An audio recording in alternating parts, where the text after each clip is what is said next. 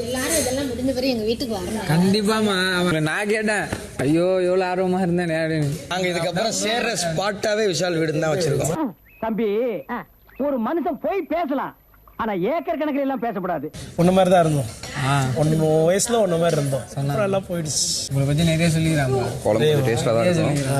சொல்லியே பிடிச்சி போச்சு எனக்கு. நோட் பண்ணுங்கப்பா பின்றாம்பா. விஷால் வரல அப்படின்னா என் லைஃப் வேற. அவன் பிறந்தனால என் லைஃப் இப்படி கூட ஆயிருக்கலாம். இதுல ஜெஃப்ரி சொல்லியிருக்கான்ல, நான் அப்படி இருந்தேன் இப்ப இப்படி ஆயிட்டேன்னு. இது ரியல். ஏன்னா நான் இருந்த லைஃப் அப்படி.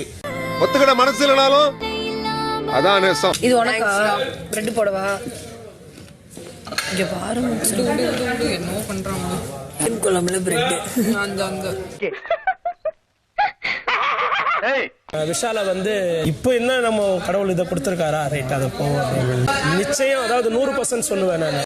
அவன் இல்லாத நிமிடங்கள் நாங்க கஷ்டப்பட்டு, ஏன்னா அவன் கூட வீட்டுல இருக்கிற நேரம் நாங்க சிரிச்சுன்னு தான் இருந்திருப்போம். அப்படிங்களா? ரொம்ப சந்தோஷம். எம்கேன்னு கூப்பிடும் போது எல்லாமே அது எம்கே எனக்கும் பொருந்தும். அப்படியாப்பா? முனிக்குமார் தானே நம்புங்க, நான் காமெடி எல்லாம் பண்ணவே இல்லை. நான் சைஸ் செஞ்சு காமெடியே பண்ணல. 80 நாள் வீட்டை பிரிஞ்சு இருந்த உங்களுக்கு விஷால், நீங்க உங்க வீட்டுல ரொம்ப செல்லமாமே. உங்க அம்மா பாட்டி உங்களுக்கு சாப்பாடு ஊட்டி வளர்த்தாங்களாமே. இப்போ உங்க அம்மாவும் பாட்டியும் சாப்பாடை ஊட்டி விடணும். அதை விட வரேன்னா எனக்கு அதுக்காக தான் காத்து நிக்கிறேன்.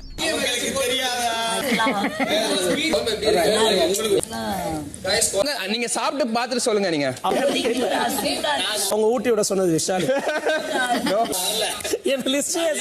நாம் யாருக்கு என்ன தீங்கு செய்தோம்? நமக்கு மட்டும் ஏன் இப்படி எல்லாம் நடக்கிறது? Thanks pass. நான் நல்லா பண்றனோ இல்லையோ, ஆனா நீ நல்லா பண்ற. நம்ம சேனலுக்கு புதுசா வந்த சப்ஸ்கிரைப் பண்ணி வச்சுக்கோங்க. ஐநாக்கள் வாழும் காலை இந்த வீடியோக்கு ஒரு லைக் போடு.